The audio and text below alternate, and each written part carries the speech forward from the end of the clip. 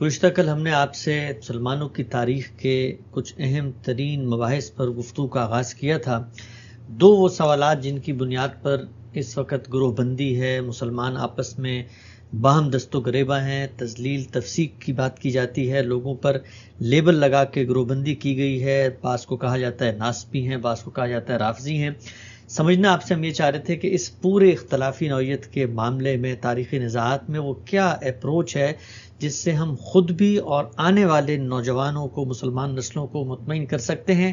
یہ سوال سب کو پریشان کرتا ہے کہ حق پر کون تھا، کیا معاویہ حق پر تھے، کیا سیدنا علی حق پر تھے۔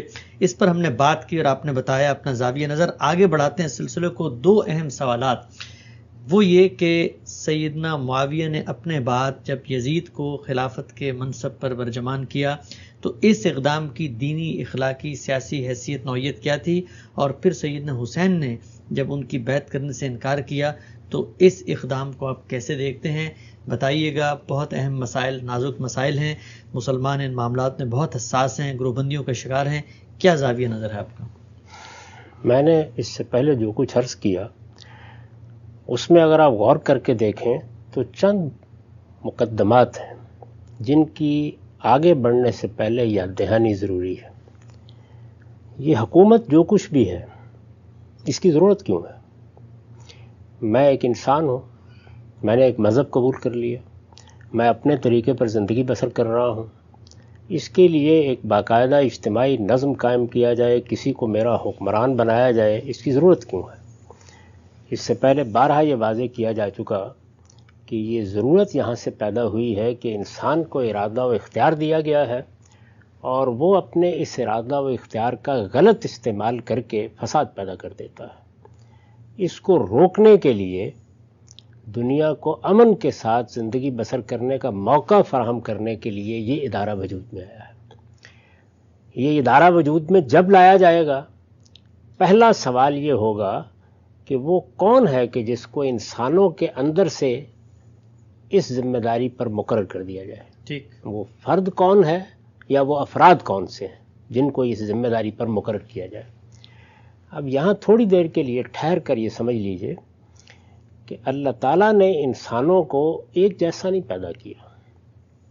اس کو سورہ زخرف میں موضوع بھی بنایا ہے اور یہ بتایا ہے کہ انسانوں میں صلاحیتوں کا فرق ہے، رجحانات کا فرق ہے، اذواق کا فرق ہے، ان میں کیا چیز پسندیدہ ہوگی، کیا ناپسندیدہ ہوگی، اس کے معاملے میں بہت سے فرق دیکھے جا سکتے ہیں۔ چنانچہ ہر شخص جو صلاحیت اپنے اندر لے کے آتا ہے، اگر آپ غور کر کے دیکھیں تو وہ جیسے ہی اس کا شعور حاصل کرتا ہے اس کے نتائج تک اسے پہنچانے کی سعی کرتا ہے۔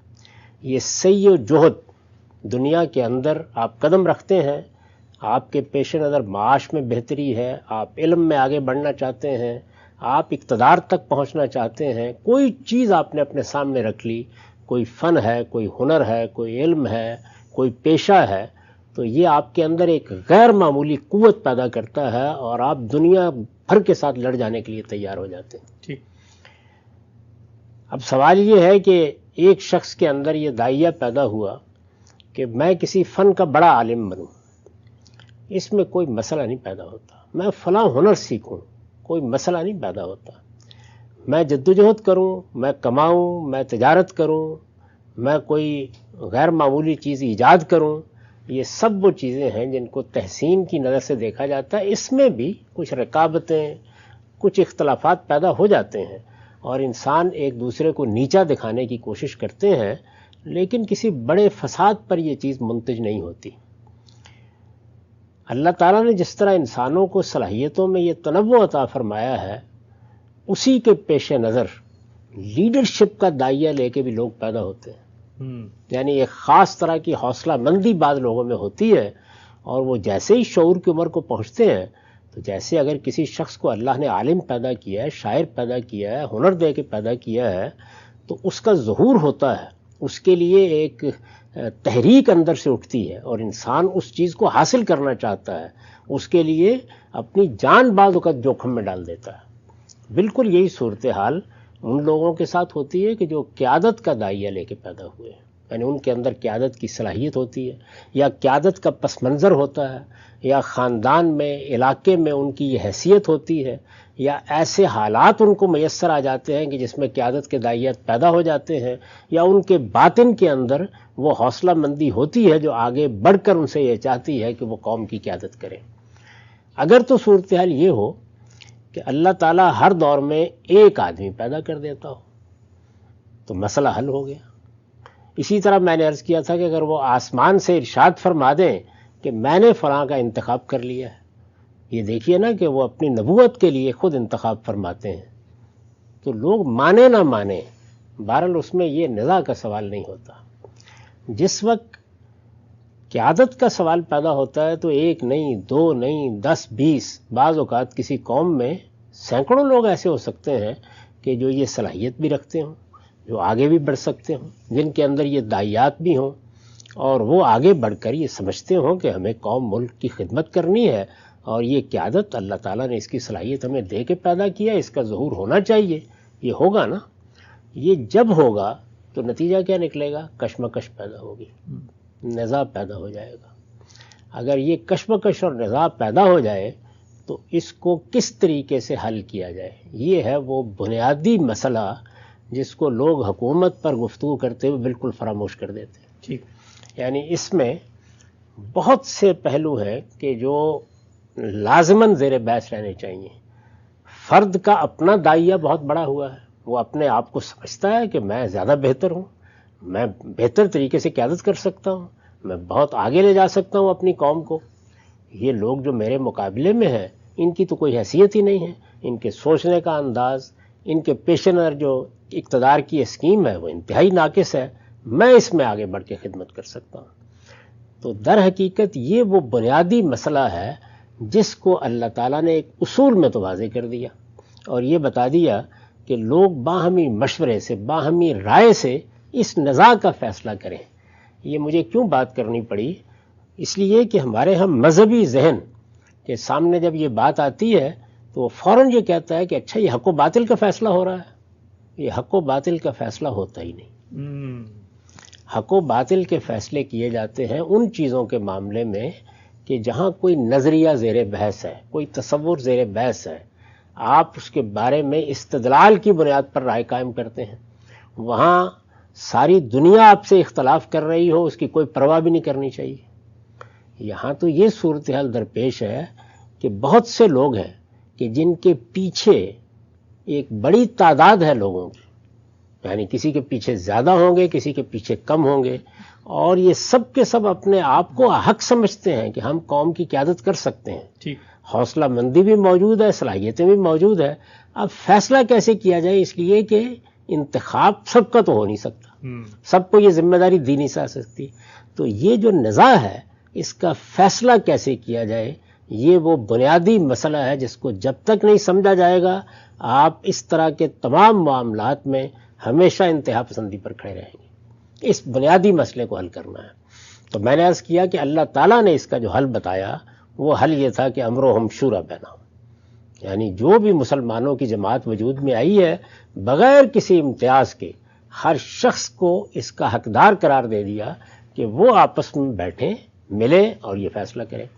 اس پر میں نے یہ عرض کیا تھا کہ اگر تو یہ 10-15 لوگ ہیں تو بٹھا دیں گے ان کو، لیکن اگر ایک بڑی قوم کے بارے میں یہ فیصلہ کرنا ہے تو اب لوگوں سے کیسے رائے لی جائے؟ یہ وہ مسئلہ ہے جس نے یہ تصور پیدا کیا کہ اب لوگوں کی لیڈرشپ پہلے منتخب ہونی چاہیے۔ لوگوں کی لیڈرشپ یعنی پہلے وہ سارے لوگ سامنے آ جانے چاہیے جن کو کوئی قبیلہ، کوئی علاقے کے لوگ، کسی رنگ کے لوگ، کسی نسل کے لوگ، کسی نظریے کے لوگ اپنا لیڈر سمجھ رہے ہیں، یہ طے ہونا چاہیے۔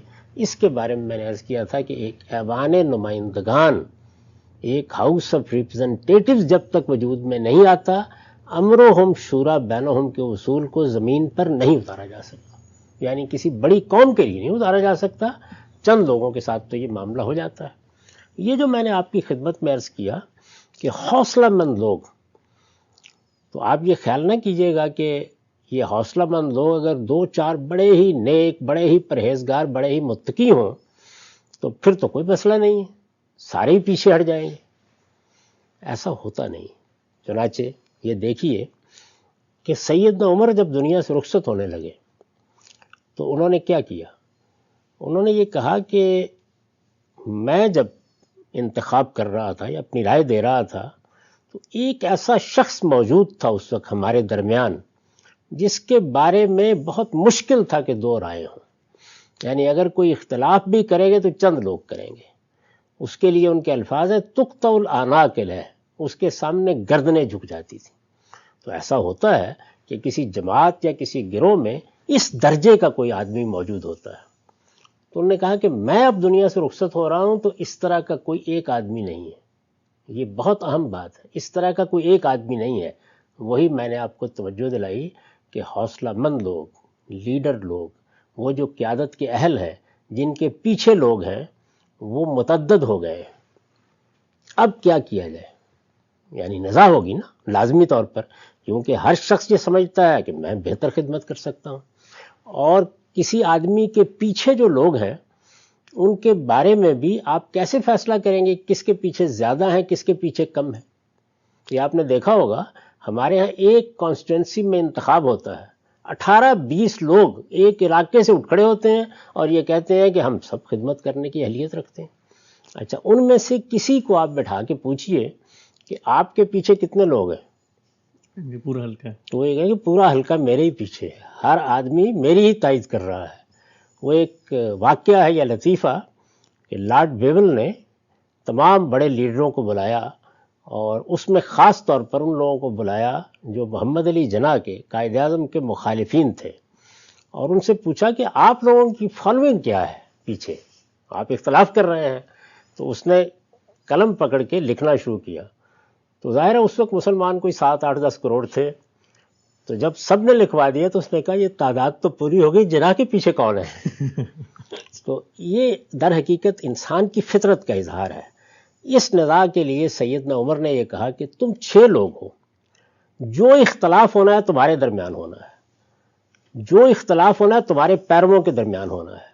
اگر کوئی نزاع ہے، کوئی جھگڑا ہے قیادت کا، تو تم ہی لوگوں نے نمٹانا ہے، تو آپس میں فیصلہ کرو، یعنی آپس میں جا کے فیصلہ کرو، یہ انہوں نے کہا۔ تاکہ کیا کیا جائے؟ یعنی وہ حوصلہ مند لوگ، وہ رہنما لوگ، وہ جن کو اپنے اپنے علاقے میں یا حلقے میں یا اپنے لوگوں میں اعتماد حاصل ہے، ان کے اختلاف کو آگے نہ بڑھنے دیا جائے۔ تو ایک تدبیر انہوں نے کی اس زمانے کے حالات کے لحاظ سے، اور خاص طور پر مدینہ میں رسول اللہ کی جماعت کے لحاظ سے۔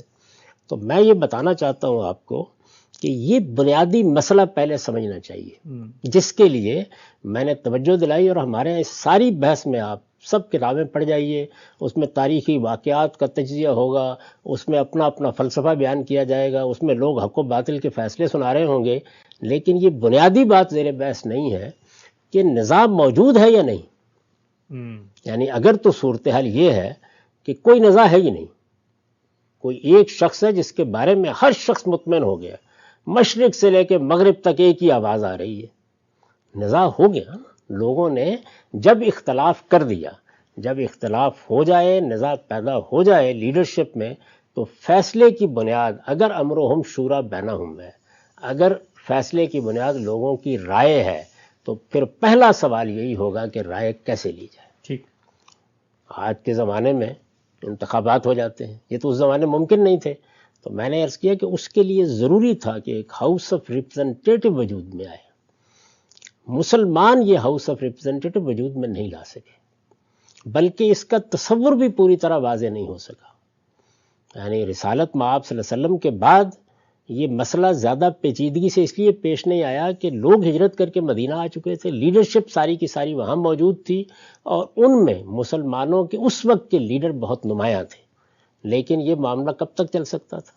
اس کے لیے ایک متعین طریقہ، ایک متعین دستور ناگزیر ہے، جو ہو سکتا ہے قبائلی بنیادی پر ہو سکتا ہے کہ کسی وقتی صورتحال میں ہو۔ مثال کے طور پر افغانستان میں آپ نے لویا جرگہ کا سنا ہوگا، یعنی کوئی روایت نے ہاؤس آف ریپرزنٹیٹو پیدا کر دیا ہے، یا انتخابات جیسے آج کل پیدا کرتے ہیں پارلیمنٹ کو، اس طرح پیدا ہو گیا ہے، یا قبائلی نظم نے پیدا کر دیا۔ لیکن یہ ضروری ہے کہ اس ہاؤس آف ریپرزنٹیٹو یا ایوان نمائندگان پر اعتماد ہو پوری کی پوری قوم کا، وہ اس کو مانتی ہو، یعنی اس اصول کو مانتی ہو کہ یہ لوگ ہیں کہ جو اصل میں منتخب قیادت ہو سکتی ہے۔ یہ صورتحال لازماً ہے۔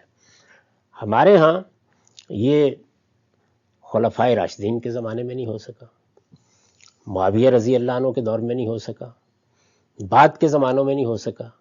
کسی ایک شخص کو اس کا ذمہ دار کیسے قرار دیا جائے کہ مسلمانوں کی پوری تاریخ میں کبھی نہیں ہو سکا۔ یہ کہا جا سکتا ہے کہ وہ لوگ جو حکومت کر رہے تھے انہوں نے تو معاف کیجیے، یہ کہا جا سکتا ہے کہ جو لوگ حکومت کر رہے تھے انہوں نے تو جب خاندانی نظام قائم کر لیا تو وہ کیوں اس پر غور کرتے؟ تو میں یہ کہتا ہوں کہ آپ فقہا نے بھی یہ کر لیا تھا، محدثین نے بھی کر لیا تھا، دانشوروں نے بھی کر لیا تھا، فلسفیوں نے بھی کر لیا تھا، متکلمین نے بھی کر لیا تھا۔ مجھے پوری کی پوری مسلمانوں کی تاریخ میں بتا دیجئے کہ کبھی یہ مسئلہ اس شعور کے ساتھ زیر بحث آیا ہو کہ اس کے بغیر امرہم شورا بینہم پہ عمل نہیں ہو سکتا۔ یعنی یہ اصول تو بہت اعلیٰ ہے، عمل کیسے کیا جائے اس کے اوپر؟ مجھے یہ بتائیے کہ کیا عثمانیوں کے ہاں اس کی کوئی صورت سامنے آئی؟ بنو امیہ بنو عباس کے ہاں آئی؟ فاطمیوں کے ہاں آئی؟ آپ کے ہاں مغلوں کی حکومت قائم ہوئی، یہاں سامنے آئی؟ کتابوں میں کہیں لکھی گئی؟ یعنی الاحکام السلطانیہ جیسی کتابیں موجود ہیں نا، تو مجھے نکال کے بتا دیجئے، ہماری فقہ بھی آخر موجود ہے، یہ اصول تو بیان ہوا ہے اس میں کہ لوگوں کی رائے سے حکومت قائم ہونی چاہیے، لیکن لوگوں کی رائے کو فیصلہ کن کیسے بنایا جائے، اس کے لیے رفع نزاع ضروری ہے۔ یہاں حق و باطل نہیں ہوتا زیر بحث، بلکہ جو کچھ بھی قیادت موجود ہے اس کے مابین فیصلے کی کوئی بنیاد ہو، آپ یہ طے کر سکیں کہ یہ فلاں آدمی ہے کہ جس کو زیادہ لوگوں کا اعتماد حاصل ہے، امرہم شورا بینہم کا یہی طریقہ ہوگا، تو اس کا فیصلہ کیسے کیا جائے؟ جلسے دیکھ کر، ہجوم دیکھ کر؟ میں آپ کے ملک میں بتا دیتا ہوں کہ ہمارے جو مذہبی لوگ ہیں وہ زیادہ منظم جلسے کر سکتے ہیں ہمارے سیاستدانوں کے مقابلے میں۔ ان میں آپ کو سر ہی سر نظر آئیں گے اگر جمع کر لیا جائے۔ ان کی اسٹریٹ پاور بھی بہت زیادہ ہے، لیکن انتخابی نتیجہ بھی وہی ہوتا ہے جو جلسوں میں نظر آتا ہے۔ کیا اس کو معیار بنایا جا سکتا ہے؟ تو وہ کیا چیز ہے کہ جس کی بنیاد پر یہ فیصلہ کیا جائے؟ تو میں یہ عرض کرتا ہوں کہ اس میں کسی ایک شخص کو متون نہیں کیا جا سکتا، اس لیے کہ اگر آپ یہ کہیں کہ فلاں شخص تو حکومت کو سنبھال چکا تھا، اس نے یہ جانتے بوجھتے نہیں کیا، اس کی نیت میں خرابی تھی، تھوڑی دیر کے لیے مان لیں، تو باقی جتنے لوگ تھے وہ پیش کرتے نا اس بات کو۔ یہ جو نزاع کا معاملہ ہوا سیدنا علی کے مابین اور معاویہ رضی اللہ عنہ کے مابین، اس میں کبھی یہ چیز زیر بحث آئی کہ ایک ایوان نمائندگان وجود میں آ جاتا ہے، چلیے ایک کی طرف سے نہیں دوسرے کی طرف سے آ جاتی، تو آئیے اس کو وجود پذیر کر لیتے ہیں مل کے، اس کے بعد فیصلہ ہو جائے گا کہ لوگ کس کے ساتھ ہیں یا کس کی تائید کرتے ہیں۔ یہ اس طریقے سے بات موضوع ہی نہیں بنی۔ اس کے بالکل برخلاف اگر آپ مغرب کی تاریخ سے واقف ہیں تو آپ کو اس کے بالکل ابتدائی آثار یونان میں ملیں گے، آپ کو روما کی سلطنت میں ملیں گے۔ وہاں پہلے دن سے یہ چیز فلسفی زیر بحث لے آئے ہیں اور بتدریج اس کا ظہور ہوتا چلا گیا ہے۔ جس وقت میگنا کارٹا ہوا ہے تو وہ کن لوگوں کے درمیان ہوا؟ وہ دارالعمراء یا ہاؤس آف لارڈز کے اور بادشاہ کے درمیان ہوا، تو ایک ہاؤس آف لارڈز موجود تھا، یعنی خواہ ان کے تقرر کی کوئی بھی بنیاد ہو، لیکن بہرحال لوگ لیڈرشپ کے لیے یہ دیکھتے تھے کہ یہ لوگ ہیں جو ہو سکتے ہیں۔ یہی ہاؤس آف لارڈز ہے کہ جس کے بعد پھر وہ دارالعوام یا ہاؤس آف کامنز آہستہ آہستہ قوت حاصل کرتا چلا گیا ہے۔ اگر آپ جمہوریت کی تاریخ سے واقف ہیں، میگنا کارٹا میں کیا تھا؟ وہاں پر کوئی انسانی حقوق اور جمہوریت کے بنیادی اصول نہیں آ گئے تھے، بلکہ بادشاہ کے اختیارات کچھ کم ہوئے اور امراء کے اقتدار میں اضافہ ہوا۔ اصل میں اس بنیادی اصول نے آگے چل کر اس جمہوریت کی صورت اختیار کر لی جس کا اب باقاعدہ ایک نقشہ دیکھتے ہیں۔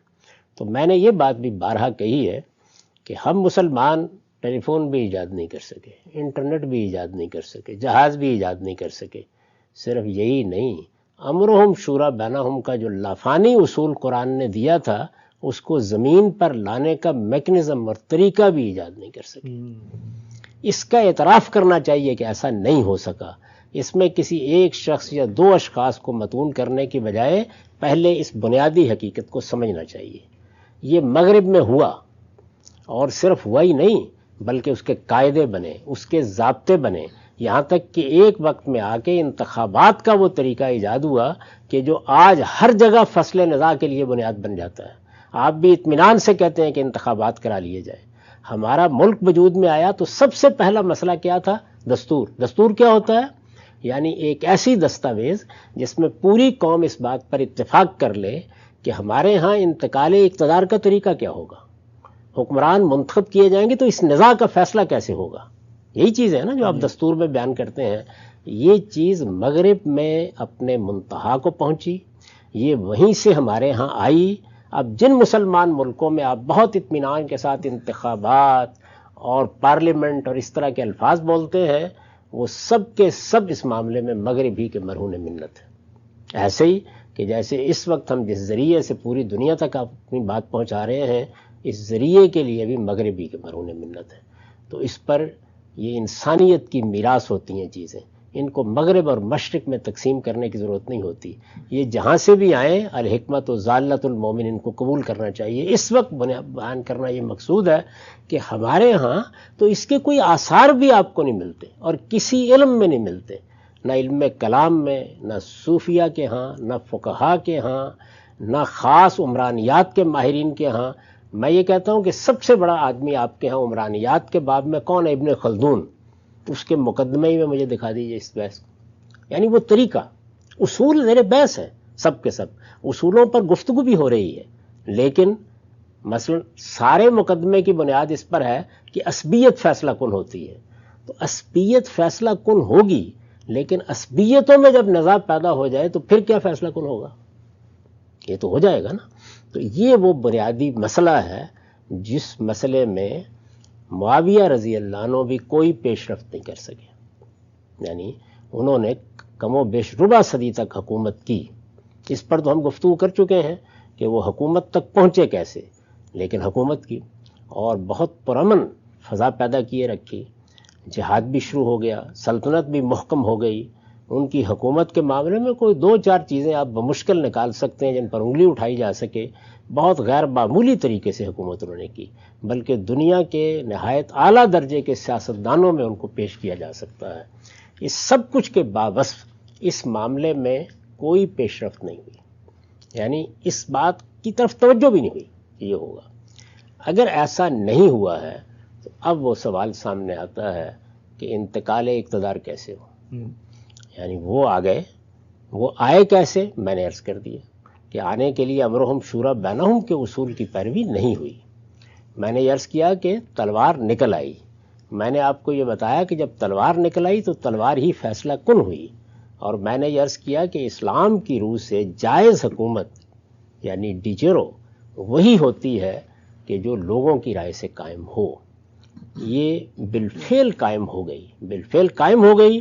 تو اب لوگوں کے سامنے یہ سوال تھا کہ کیا اس کے مقابلے میں خانہ جنگی کو جاری رکھا جائے؟ یعنی اگر فصل نزاع کا کوئی طریقہ نہیں ہے اور تلوار نے اپنا غلبہ قائم کر لیا ہے تو کیا اس غلبے کو اب قبول کر لیا جائے؟ تو میں نے عرض کیا کہ صحابہ کرام نے بالکل درست فیصلہ کیا کہ اس کے سوا کوئی چارہ نہیں، بلکہ صحابہ کرام کیا، سیدنا حسن نے بھی یہی فیصلہ کیا اور وہ دستبردار ہو گئے۔ اب یہ حکومت قائم ہو گئی۔ اس میں یہ سوال ہی نہیں ہے کہ حق کیا ہے اور باطل کیا ہے، وہ تو واضح میں نے جواب دے دیا کہ حق کا تقاضا تو یہی تھا کہ حکومت امرہم شورا بینہم کے اصول پر قائم ہوتی۔ اسی لیے تو کہا جا رہا ہے کہ جو حکومت بھی امرہم شورا بینہم کے اصول پر قائم ہوگی وہ جائز حکومت ہوگی، اور جو حکومت اس اصول سے انحراف کر کے قائم ہوگی وہ اپنا قانونی جواز نہیں رکھتی، وہ بالفعل مانی جاتی ہے۔ اور کیوں مانی جاتی ہے؟ اس لیے مانی جاتی ہے کہ اگر اس نے اپنا نظم قائم کر لیا ہے، اس نے اپنا اقتدار محکم کر لیا ہے، تو اب پھر خانہ جنگی کے سوا کوئی راستہ باقی نہیں رہتا۔ تو انسانی جانوں کو ہماری شریعت میں، ہمارے دین میں حرمت حاصل ہے۔ اس پر بڑی تفصیل سے گفتگو کی ضرورت تھی، اس لیے میں نے آپ کے سوالوں پر آگے گفتگو کرنی ہے، لیکن یہاں اس مقدمے کو بہت اچھی طرح سمجھ لیجئے کہ نہ مسلمان اس میں کامیاب ہوئے، نہ بعد میں کامیاب ہوئے، نہ اپنی 12 صدیوں کی تاریخ میں کامیاب ہوئے، نہ اس کی کوئی بنیاد ڈالنے کے لیے کوئی پیش رفت ہوئی۔ یہی معاملہ معاویہ رضی اللہ عنہ کے زمانے میں بھی رہا، یہ اس سے پہلے خلفائے راشدین کے زمانے میں بھی اسی طریقے سے رہا کہ اتنی بڑی سلطنت جو جس کی وسعتیں بے پناہ تھیں، ان سب میں کوئی ہاؤس آف ریپرزنٹیٹو وجود میں لایا جا سکے، ایوان نمائندگان نہیں آیا، تو سوال وہی کھڑا تھا کہ اب معاویہ رخصت ہونے والے ہیں، اب اقتدار کیسے منتقل ہوگا؟ اس پر اگلی نشست میں گفتگو کریں۔ ہم سب بہت ہی تفصیل سے، بہت ہی اہم موضوع ہے اور آپ سے سیکھنے اور استفادے کا سلسلہ جاری ہے۔ یہ دو سوالات کہ سیدنا معاویہ نے جب یزید کو اس منصب پر برجمان کیا، اس کی کیا سیاسی، دینی، اخلاقی نوعیت تھی، اور پھر سیدنا حسین کے جو بیعت سے انکار ہے، اس کو آپ کیسے دیکھتے ہیں؟ اس تمہید کے ضمن میں ان دونوں سوالات کے ساتھ ساتھ بے تحاشا سوالات ہیں، مثلاً یہ کہ جس بنیاد پر یہ انکار ہوا تھا، نزاع پیدا ہوا تھا، قاتلین عثمان، اس کے ساتھ اس ربع صدی میں کیا ہوا؟ اگر یہ ناجائز حکومت تھی تو ناجائز حکومت کے بارے میں جو بالعموم ہم تبصرے کرتے ہیں کہ اس حکومت کے بارے میں بھی کریں گے، اور پھر اس کے بعد جو خون بہا ہے نواسہ رسول کا، اس سارے تنازع میں اس کی حساسیت اور نوعیت کیا ہے؟ بے تحاشا عنوانات ہیں، سوالات ہیں کہ کر کے آپ کے سامنے رکھیں گے۔ وقت یہاں پہ ختم ہوتا ہے، دوبارہ حاضر خدمت ہوں گے، اب تک آپ کے وقت کا بہت شکریہ۔ بہت شکریہ۔